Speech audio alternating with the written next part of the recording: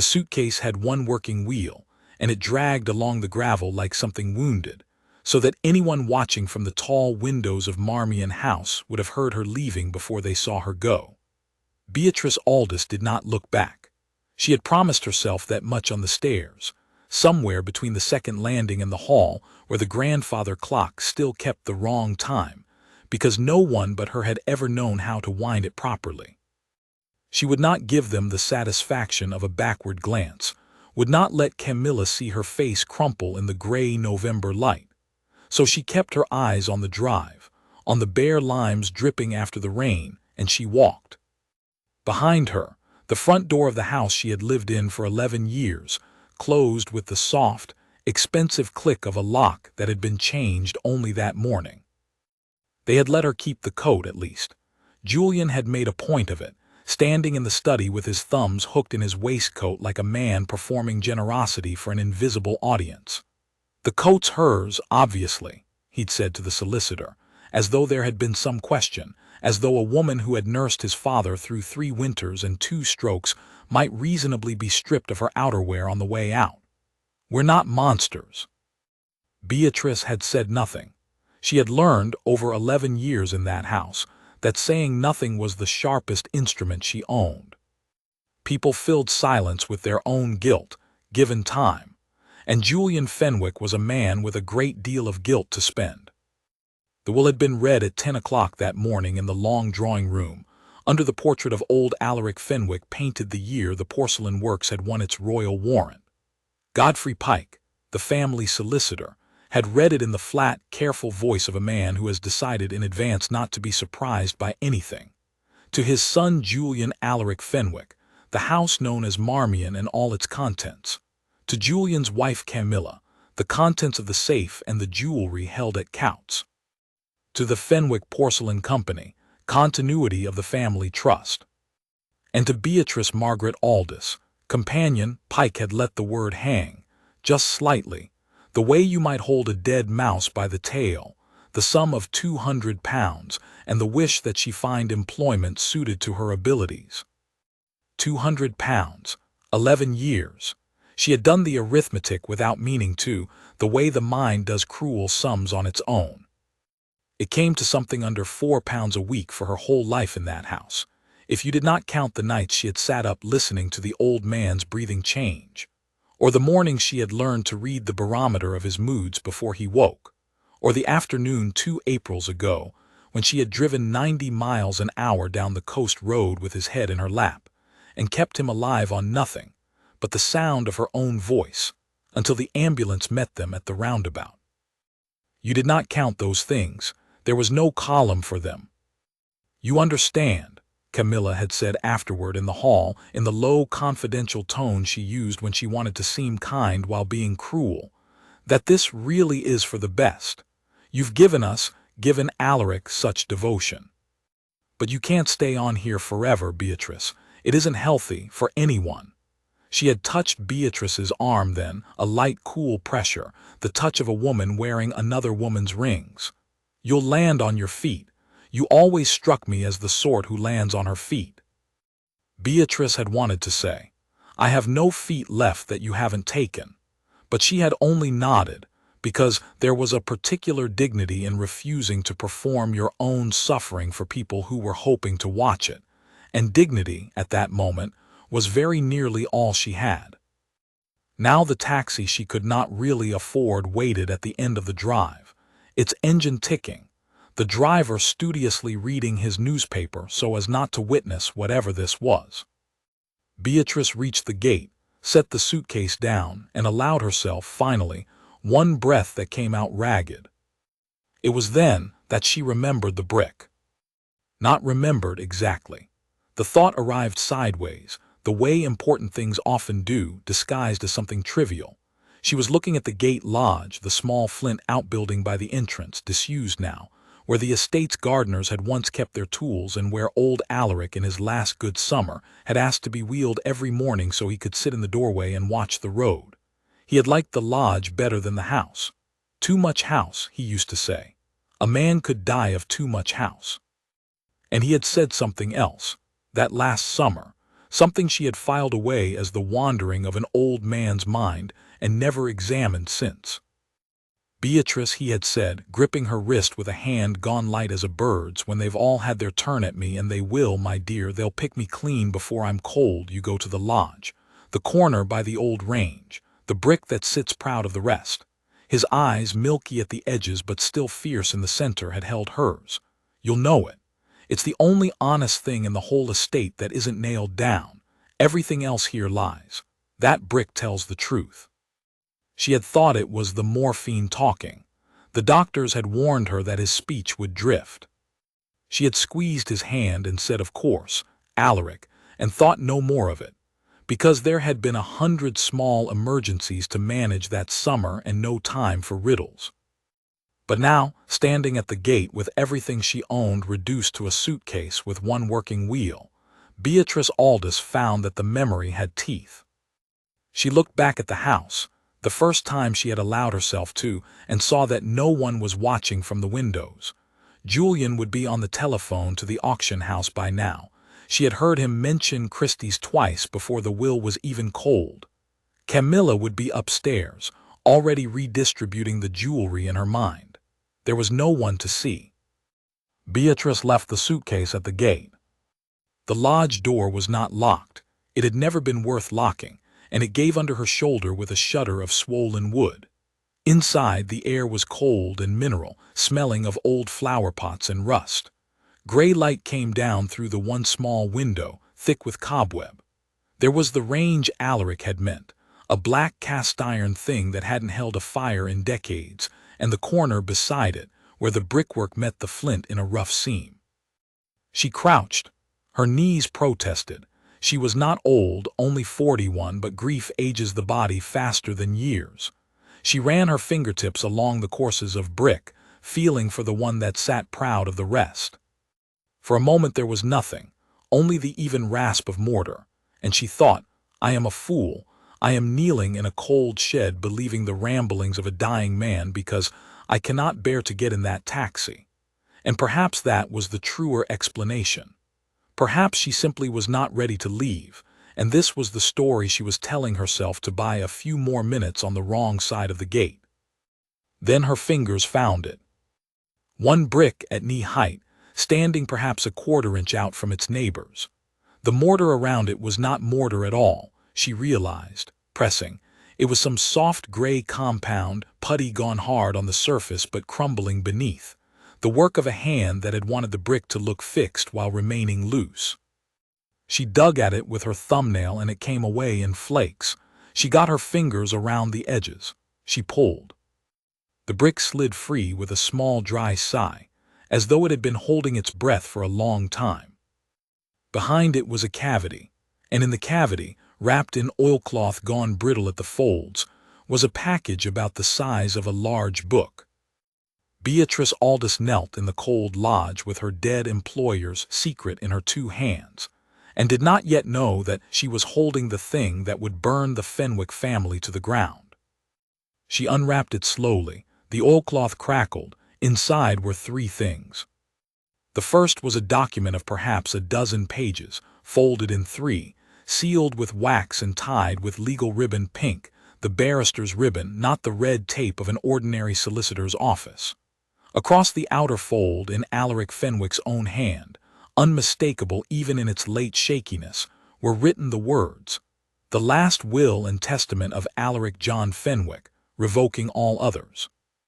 To be proved only by Beatrice Aldous, who is the only person living I have not tried to buy and the only one who never asked me for a thing.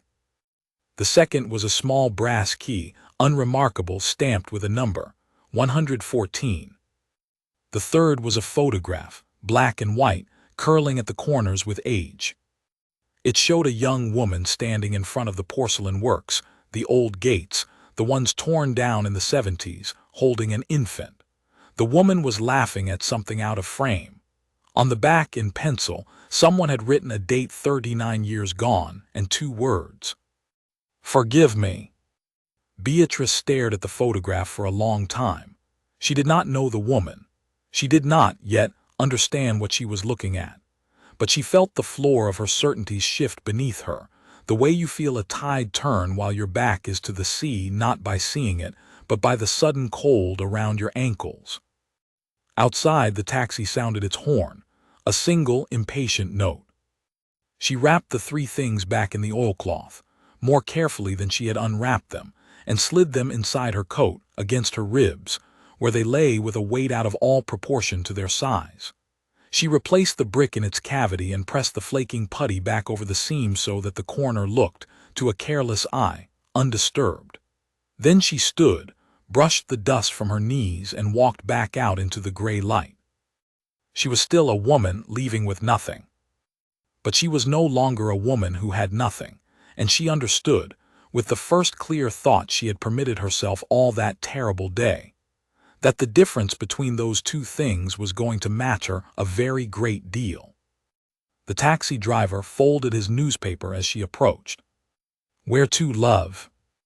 Beatrice looked back at Marmion House one last time, really looked, at the tall windows and the warrant crest above the door and the whole vast expensive lie of it, and something in her face must have changed, because the driver glanced at her in the mirror twice before he pulled away.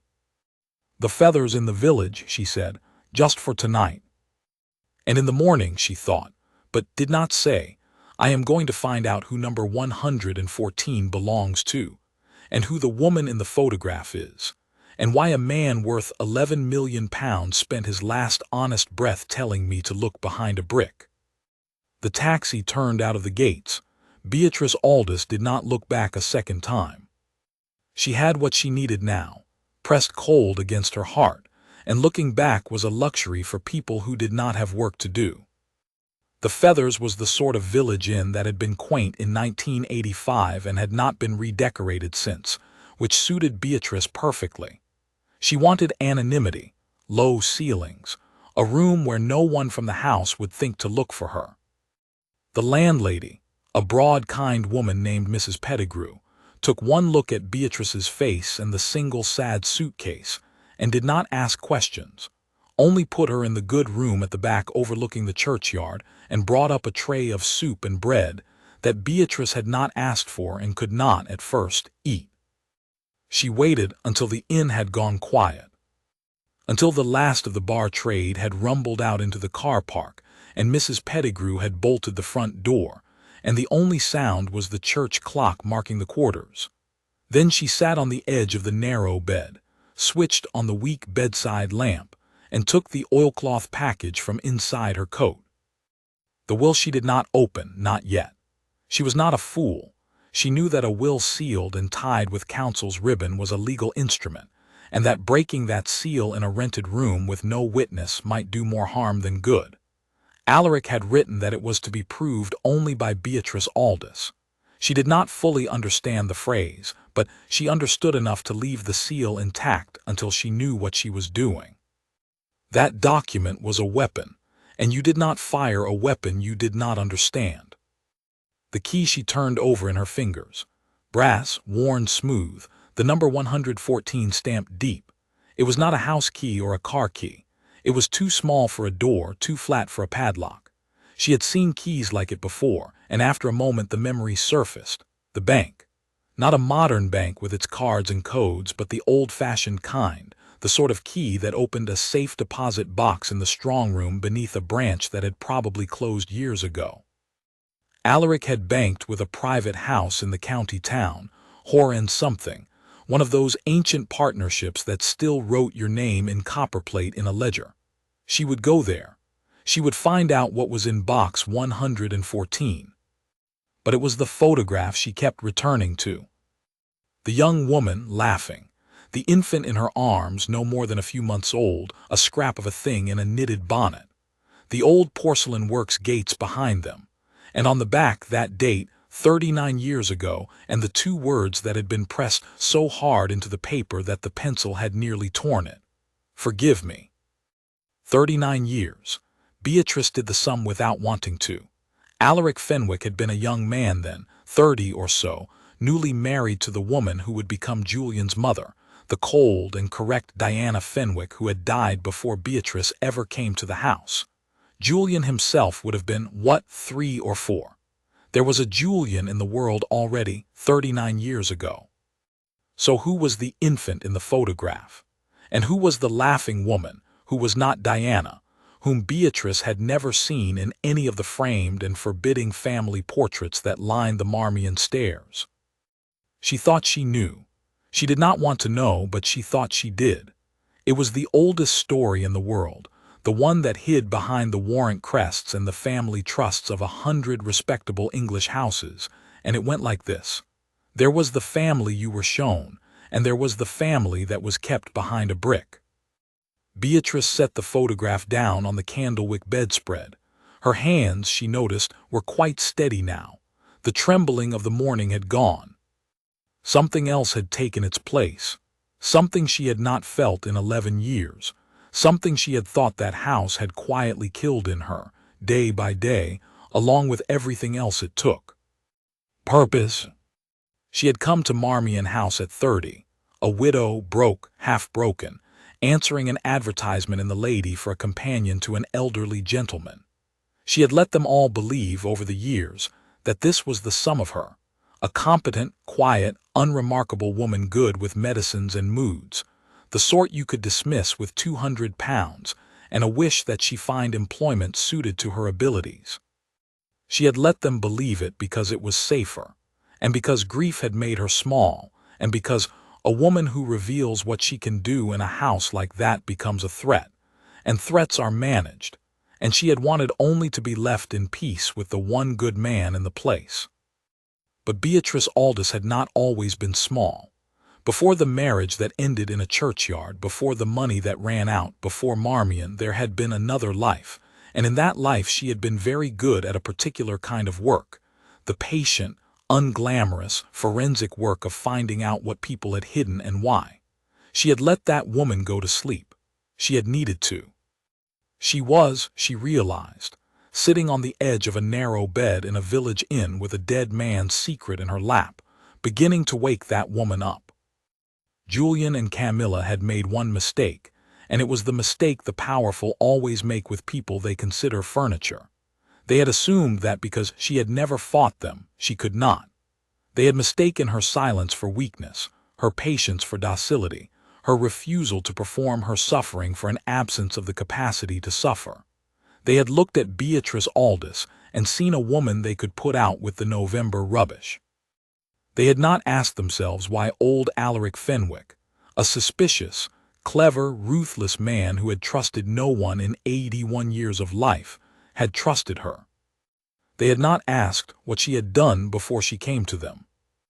They were, Beatrice thought, switching off the lamp and lying back at last in the dark with the photograph still warm in her hand, about to find out. The church clock struck 1. Somewhere below, a floorboard settled, and in the good room at the back of the Feathers, overlooking the churchyard where a stone she had not yet seen would come to matter more than she could imagine, Beatrice Aldous closed her eyes and began, methodically, calmly, to plan. Morning came gray and honest over the churchyard, and Beatrice Aldous woke already dressed in her intentions. She had slept, to her own surprise, deeply and without dreams, the sleep of a body that had finally set down a weight it had carried too long. When she opened her eyes to the low, beamed ceiling of the good room, she did not for a moment remember where she was, and then she did, and the remembering brought not the fresh grief she had expected but a strange, cold clarity, like the first cold morning of autumn after a stale summer. She went down to a breakfast she had not ordered. Mrs. Pettigrew was, it seemed, a woman who fed trouble whether it asked to be fed or not, and while she ate her eggs she made a list on the back of a receipt, the only paper she had. She had done this all her life, made lists on scraps. It steadied her. The list read: Bank Box 114, County Town, Whores, check name. Woman plus child, who, when, where now. The will do not open, find counsel, whose ribbon. Money £200, careful. That last line she underscored twice. She had at that moment in the world exactly £231, The legacy plus what remained of her own small savings, kept in a building society account Julian and Camilla knew nothing about. It was not much to build a campaign on, but Beatrice had learned in the life before Marmion that money was rarely the resource that decided these things. Patience decided them. Attention. The willingness to notice the one detail everybody else considered too dull to bother with. She had money enough for train fares and a few nights' lodging, and that, for now, was money enough. She asked Mrs. Pettigrew whether there was a bank in the village. "A cash machine outside the co-op," said Mrs. Pettigrew, clearing plates. "For a proper bank you want the county town, Fenchurch St. Anne. Half-hour on the bus, hourly from the green." She paused, plates balanced against her broad hip, and looked at Beatrice with the frank curiosity of a woman who has decided she is owed a little of the story in exchange for the eggs. "You'll be the companion, then, from the house." Beatrice did not startle. Village inns were the least private places in England. She had known her presence would be currency here within the hour. "I was," she said. We heard the old gentleman had gone." Mrs. Pettigrew's face did something complicated. "There's them in this village worked at the porcelain 40 years, love. Their fathers before them. The Fenwicks," she stopped herself, set the plates down, lowered her voice though the breakfast room was empty. "The Fenwicks aren't loved here the way they think they are. The old man, maybe, not the son." She held Beatrice's eye a moment longer. "You were good to him, they say. The old man. Sat up with him. That counts for something, whatever's written on any paper." Whatever's written on any paper. Beatrice felt the oilcloth package where it lay now in her handbag, no longer against her ribs but never out of her reach. "Thank you," she said, and meant it, because kindness from a stranger on that particular morning landed somewhere very deep. She caught the 10 o'clock bus. Fenchurch St. Anne was a market town of the sort that had made its money once, in wool or in China or in some other thing the modern world no longer wanted, and had settled since into a genteel, slightly threadbare permanence. A wide market square, a Norman church, a war memorial, and along the high street the discreet frontages of the professions that always outlive the trade that spawned them. Solicitors, land agents, and at the quiet upper end where the pavement widened under plane trees, a private bank. It was not called Whores. Beatrice had misremembered. The brass plate polished to the soft gold of a century's polishing, red gurney, TRELAWNEY & Co. Bankers Est, 1798. No cash machine, no queue. Just a black door and a bell you had to press, and a discreet camera she noted without appearing to. She pressed the bell. The man who admitted her was old and correct, in the way that certain institutions still manufactured old correct men, and he took her in with a single downward glance that priced her coat, her shoes, and her prospects in under a second, and found all three wanting. Beatrice was familiar with the glance. She had spent 11 years being looked at that way, and had learned that it was, in fact, an advantage.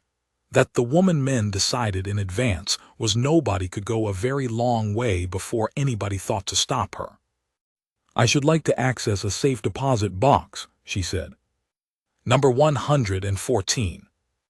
The correct man's expression did not change, but something behind it recalibrated. "You have the key, madam." She produced it, set it on the leather-topped counter with a small definite click. He did not touch it. He looked at it, and then at her, and then he said, "One moment," and withdrew through a paneled door, and Beatrice stood in the hushed and carpeted quiet of a bank that had held England's secrets for 200 years, and waited to find out whether she was about to be arrested. She was not arrested, but what happened was, in its way, more startling. The man who came out was younger, 60s perhaps, silver-haired, in a gray suit of a cut that cost more than Beatrice's entire wardrobe, and he came out fast, with the particular quickness of a senior man responding to a matter he has been waiting a long time to have arise. He stopped when he saw her, looked at her with an intensity that was almost hunger, and said, in a voice gone slightly unsteady, You're her, you're the Aldous woman. Beatrice's every instinct sharpened at once. I am Beatrice Aldous, yes. He said you'd come. The banker, for he was plainly a partner, plainly the partner, pressed his lips together, mastered himself, extended a hand that she saw was not quite steady. Trelawney, Miles Trelawney. I banked Alaric Fenwick for 31 years, and I have been holding box 114 against your arrival for the last 2 of them, on his express and rather extraordinary instructions. He glanced at the correct old clerk, who withdrew tactfully. He said his words, only she gets in, not the son, not the wife, not the police if it comes to it. Without a warrant they'll have to fight me for. Only Beatrice. I confess, madam, I had begun to wonder whether you existed. I exist, said Beatrice. Her mouth had gone dry. Mr. Trelawney, what is in the box? Trelawney's face, for just a moment, showed something she would think about for a long time afterward. It was not greed and it was not fear. It was something closer to grief, or to the relief of a man setting down a burden he had never wanted. I don't know, he said. That's the truth of it. He brought it sealed. But I know what he told me it was the last time he came in, when he could still walk with the 2 sticks. He sat where you're standing and he said, Trelawney stopped and started again more carefully. He said, Miles, I have spent my whole life being the respectable one, and it has cost me the only person who ever deserved the name. And then he said the box held the proof of what he'd done, and the means to undo it, and that he was leaving it to the one person who wouldn't sell it back to his family the moment his coffin lid was screwed down. The banker looked at her steadily. That is you, madam. God knows why he was so certain, but he was certain. Beatrice said nothing, the old habit, and into the silence, as always, the other person poured what they knew. Come through, said Miles Trelawney.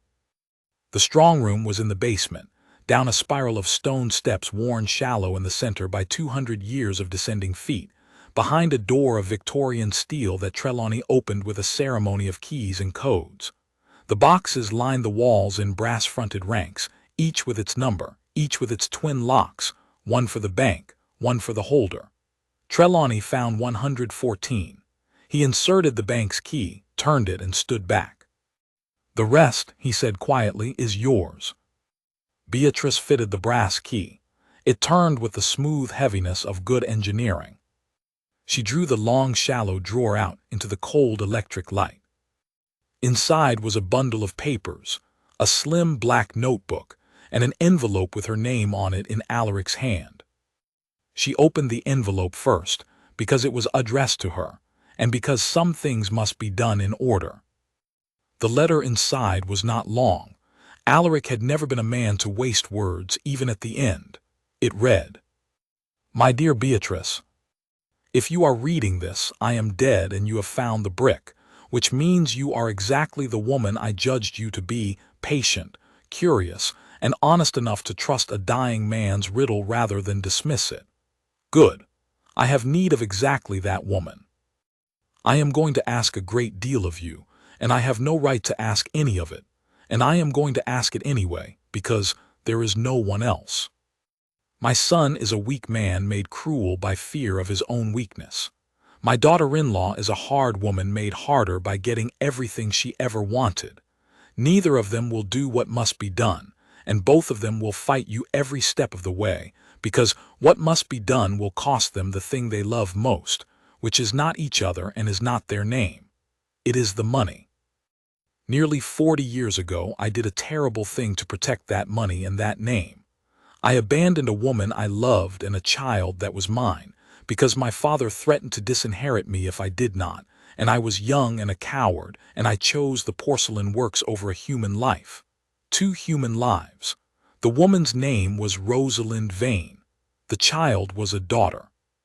I have spent 39 years pretending they did not exist, and building a family and a fortune on that pretense, and it has poisoned every hour of the life I bought with it. The papers in this box prove what I did. They prove more than that. They prove that the child, my daughter, has a legal claim to a share of everything the Fenwicks own, a claim my lawyers spent decades burying, a claim that is still good in law if someone has the courage and the evidence to press it. That someone is you, Beatrice, because you are the only person I have ever met who could not be bought, and I have tried in my way to buy everyone. Find my daughter. Her name when I last knew of it was Ellen. Find her, give her what is hers, and in doing so break the lie I built. I know what I am asking. I am asking you to go to war with my own family on behalf of a dead man's guilty conscience, with £200 and a suitcase, against people who will use every weapon money can buy. I would not ask it if I did not believe, with my whole ruined heart, that you will win. You were the last honest thing in my life. Be the first honest thing in what remains of my family's. Alaric. Beatrice read it twice. The strong room was very quiet. Somewhere above, faintly, the market town went about its Tuesday. When she looked up, Miles Trelawney was watching her with the expression of a man who has guessed the shape of a thing without knowing its details. "Bad," he said. "Complicated," said Beatrice. She was pleased to hear that her voice was level. "Mr. Trelawney, I am going to need a lawyer." Not the Fenwick solicitor, the opposite of the Fenwick solicitor. Someone with no connection to that family whatsoever and no fear of it. Can you recommend one? Trelawney considered her for a long moment. Then, slowly, he smiled, the first genuine smile she had seen on him, and it transformed his correct old face into something almost young. "Madam," he said, "I have been waiting 2 years to be asked that question. There is a woman in London. Her name is Priya Shohari, and she is the most feared probate and trusts barrister at the Chancery Bar, and she despises inherited money and the people who abuse it with a passion that has made her both very rich and very lonely, and I happen to know she owes Alaric Fenwick a favor he never called in." He was already moving toward the stairs. "Take the box's contents, leave the box, and Miss Aldous," he paused on the worn stone step. "Whatever he asked of you in that letter, I'd not bet against you. I've watched a great many people come through that door thinking they were about to inherit the earth. You're the first I've ever seen come in thinking they'd inherited nothing and leave carrying the only thing in the building that mattered." Beatrice gathered the papers, the notebook, the letter. She left the empty drawer open, the brass key still in its lock. And she climbed the 200 years of worn stone steps back up into the ordinary daylight of Fenchurch St. Anne, carrying, now, not a mystery but a mission, an understanding with the part of her mind that had begun 11 years ago to sleep and was now fully, formidably awake, that from this morning on the Fenwick family had an enemy and did not yet know its name. She did the arithmetic on the bus back, the way she had done it in the drawing room the day before, but this time the sum came out very differently. Julian and Camilla believed the estate was settled, believed the will read by Godfrey Pike was the last word, the final distribution, the door closed. They believed themselves the sole and secure inheritors of Marmion House, the porcelain company, the trust, the whole warrant-crested edifice of Fenwick respectability. They were, at this moment, no doubt on the telephone to auction houses and interior decorators, spending in their minds the money they were certain was theirs. And every penny of it now stood on a foundation that Beatrice Aldous carried in a canvas handbag on the seat beside her. She was not naive about what lay ahead. She had read the letter clearly, including the parts Alaric had meant her to read between the lines. A claim buried by decades of expensive lawyering was a claim buried deep. The Fenwicks would not simply concede it because a companion turned up with a photograph and a dead man's letter. They would deny. They would delay. They would attack, and they would attack her because that was always how it went. When you could not defeat the case, you defeated the person bringing it. They would say she was a fantasist, a grasping employee, a woman who had insinuated herself into a vulnerable old man's affections and now sought to rob his rightful heirs. Camilla had already laid the groundwork with that word in the hall, the sort who lands on her feet. They would build on it. They would make Beatrice Aldous the villain of a story in which she was, in fact, the only person doing what a dead man had begged to be done. Let them, she thought, watching the hedgerows blur past. Let them make me the villain. Villains they underestimate. And a person you underestimate can walk a very long way before anybody thinks to stop her. But she needed to be careful, more careful than she had ever been in her life. She needed the law on her side, unambiguously, before the Fenwicks knew she existed as a threat. She needed to find Ellen, the daughter, the true heir, the human being at the center of all this, who was not a legal instrument but a woman somewhere in England who had grown up not knowing whose child she was. And she needed to understand, before she moved, exactly what was in the papers and the black notebook now riding in her handbag. Because a weapon you did not understand was a weapon that could go off in your own hand. The bus reached the village at noon. Beatrice did not go straight to the Feathers.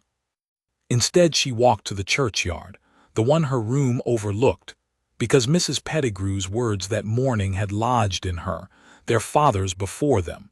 The Fenwicks aren't loved here, and because there was something she wanted to check. It took her 20 minutes among the leaning stones, but she found it at last in the older part of the yard under a yew, a small plain headstone, weathered, the kind that marked a grave no one had money to make grand. Rosalind Vane, 1958–1994, wronged in life, at peace at last. Wronged in life, not a phrase a family chose lightly for a stone.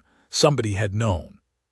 Somebody in this village had known the truth about Rosalind Vane and had carved a quiet accusation into granite where anyone with eyes to see might read it, 30 years before Beatrice Aldous came looking. She crouched and touched the cold stone, and thought of the laughing young woman in the photograph, and the infant in the knitted bonnet, and "Forgive me" pressed so hard into the paper it nearly tore. Rosalind was here. Rosalind had come home to this village, or been brought home, and died at 36, and been buried under a truth-telling stone by a hand that was not Alaric's. Which meant that somebody living, most likely, still remembered. Somebody who had loved her enough to bury her honestly. And that somebody might know where to find Ellen. Beatrice stood, brushed the grass from her knees for the second time in 2 days, and felt the shape of the thing settle around her. Not a legal case now, but a human one. A story of a real woman wronged and a real child lost, and her own strange and unlooked-for place at the center of it. She was 41 years old. She had come to this village yesterday with a suitcase and 200 pounds, cast out with nothing. She had been wrong about that, she saw now. She had not been cast out with nothing. She had been cast out with the truth.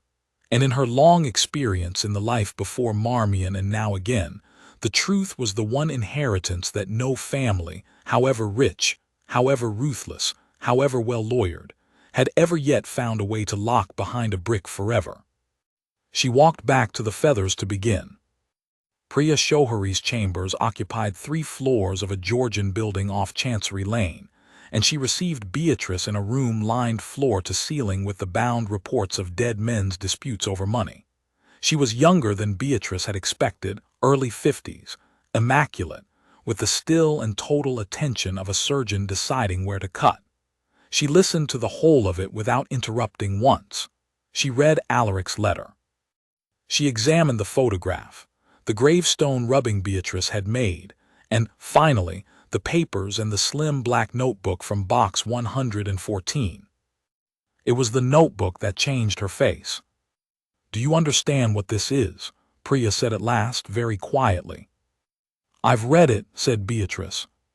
"I'm not sure I've understood all of it. This is Alaric Fenwick's private record of the cover-up, in his own hand. Dates, sums, the names of the solicitors he paid to suppress Rosalind Vane's paternity claim in 1991, the trust deed he had altered, the payments made to keep her silent and then, after her death, to keep her daughter ignorant." Priya turned a page with one careful finger. "He documented his own crime, Miss Aldous. Fraud, concealment, the deliberate defrauding of a rightful beneficiary of the Fenwick family trust across 3 decades. Men do this sometimes at the end. They cannot confess to the living, so they confess to paper, and they leave the paper to the one person they trust to be braver than they were. She looked up. He chose well. This is the most complete self-indicting document I have seen in 30 years at this bar. With it, Ellen Vane's claim is not merely arguable, it is close to unanswerable. "Then we find Ellen," said Beatrice. "Then we find Ellen," Priya agreed. "But understand me clearly, because I will only say it once. The moment the Fenwicks learn this exists, they will not fight the claim on its merits because they cannot. They will fight you. They will try to have this evidence declared stolen, you took it from their property. They will try to have you charged. They will paint you as a manipulator who preyed on a dying man, and they have the money to do all of it loudly and for a long time." She set the notebook down. "I will not lie to you about the cost. Not to me, I'll do this one for Alaric and for the pleasure of it. To you, your reputation, your peace, possibly your liberty if they're clever. Are you certain?" Beatrice thought of the taxi with one working wheel, of Camilla's cool hand and another woman's rings, of fine employment suited to her abilities, of a truth-telling gravestone under a U, carved by a hand that had loved a wronged woman enough to accuse a whole family in granite. "I'm certain," she said. "They found Ellen in 6 weeks, and it was not the lawyers who found her but the village." Mrs. Pettigrew, it turned out, had known Rosalind Vane, had been a girl with her, before Rosalind went up to the house to work in the office and came back 18 months later carrying a child, and a silence she never broke. It was Mrs. Pettigrew's own sister who had paid for the gravestone, and it was Mrs. Pettigrew who remembered that Rosalind's daughter had been taken in, after her mother's death, by a childless couple 2 counties over, good people, a schoolmaster and his wife named Hartley, who had raised the girl as their own, and at Rosalind's dying wish, told her only that her real mother had loved her, and that her father had been a man too weak to be worth the knowing. Ellen Hartley was 39 years old. She taught music in a comprehensive school on the edge of a northern city. She lived in a rented flat with a second-hand piano and a cat, and she had spent her whole life believing she came from nowhere and belonged to no one, and had made, out of that belief, a quiet and decent life that asked nothing of anybody. Beatrice went to her alone, not with lawyers, not with documents brandished. She sat in Ellen Hartley's small front room with the second-hand piano and the cat, and she told her, gently and completely, the truth, who her mother had been, who her father had been, what he had done, and what at the end he had tried to undo. She showed her the photograph, the laughing woman, the infant in the knitted bonnet. "Forgive me." Ellen Hartley held the photograph in both hands for a long time and did not speak. And when she did, it was not what Beatrice had braced for. "I don't want their money," Ellen said. "I know," said Beatrice. "That's rather why you should have it. They served the claim in the spring." The Fenwicks reacted exactly as Priya Shohari had promised. Julian's new solicitors, Godfrey Pike, had wisely retired, denied everything, then, when denial failed against Alaric's own handwriting, changed tack and attacked. Beatrice Aldous, they briefed the press, was a discredited former employee who had stolen documents from Marmion House and manufactured a claim to extort a grieving family. There were paragraphs in 2 Sunday papers. There was a photograph of Beatrice, taken without her knowledge, captioned to make her look furtive. Camilla gave an interview in which she spoke, with beautiful control, of the pain of being targeted by someone we treated as one of the family. Beatrice read all of it and answered none of it, the old discipline, silence, into which the guilty pour what they know.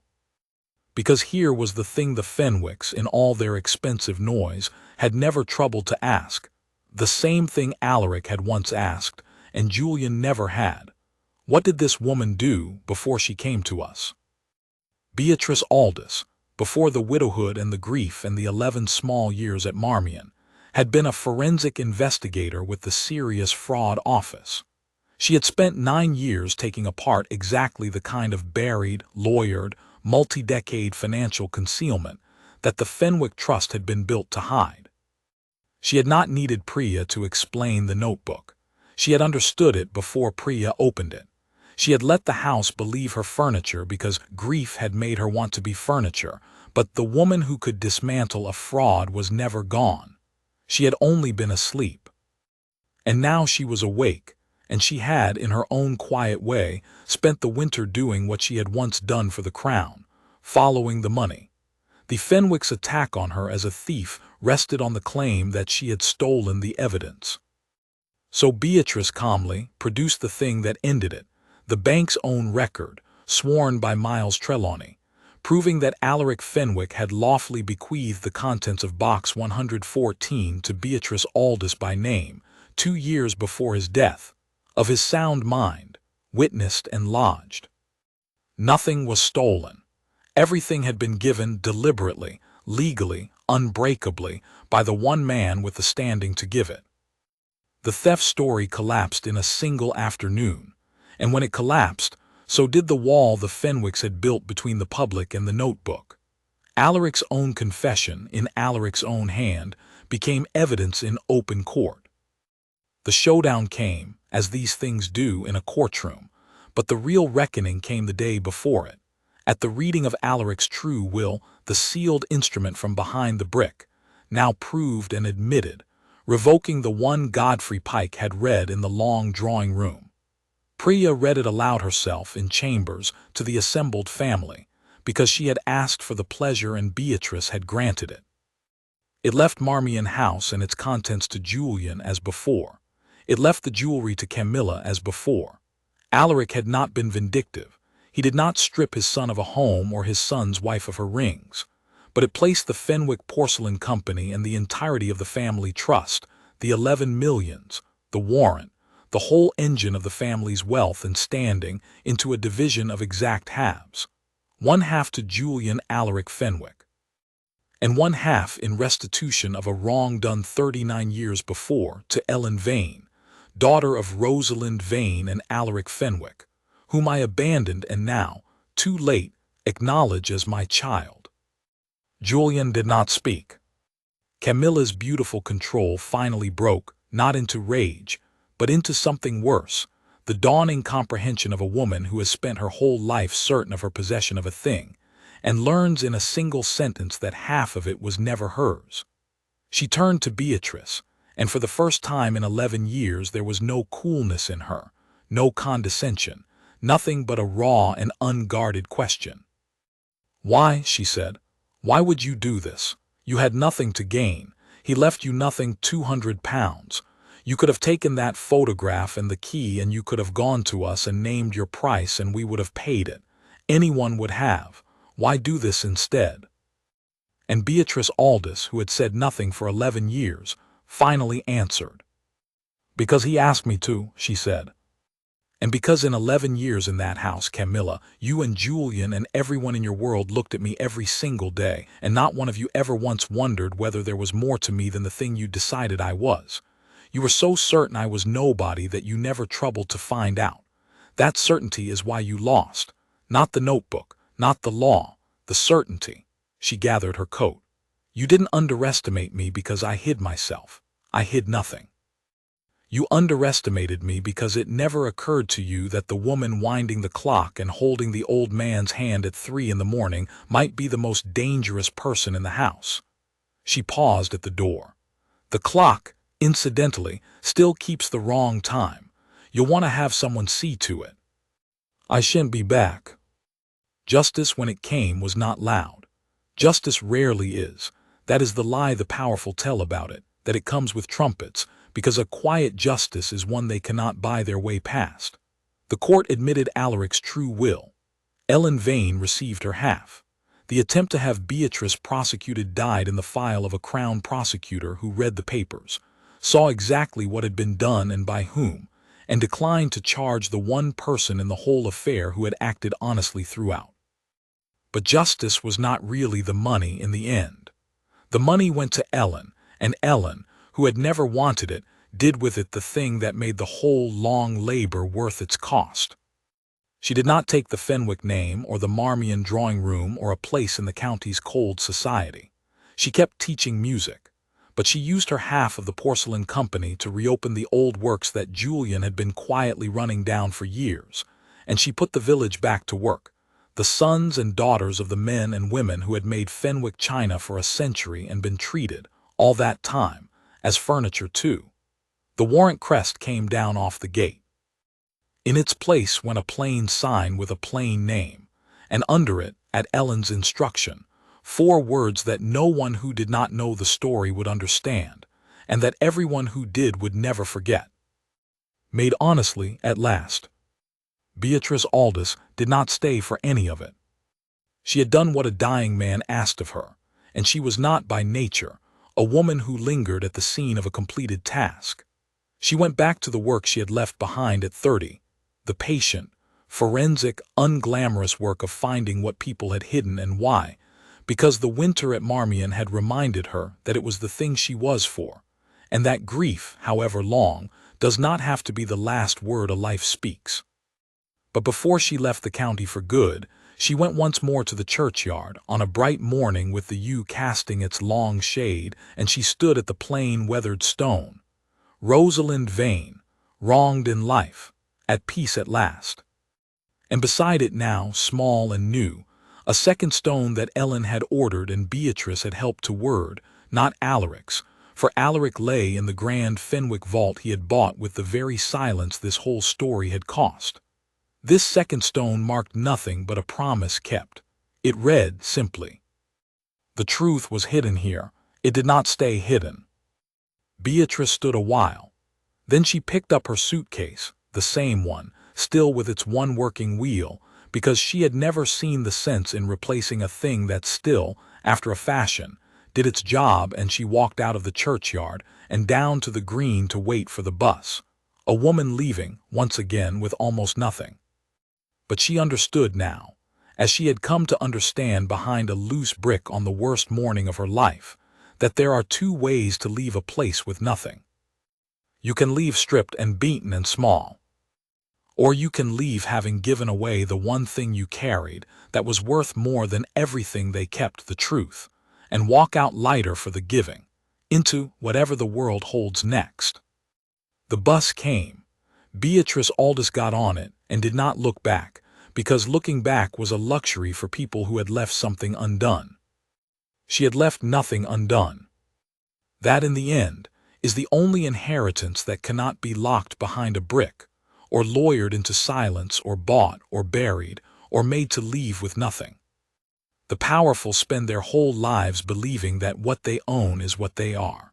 But the woman winding the clock in the dark, the one they never troubled to see, she knew the older and the truer thing. You are not what you keep. You are what you refuse to leave hidden.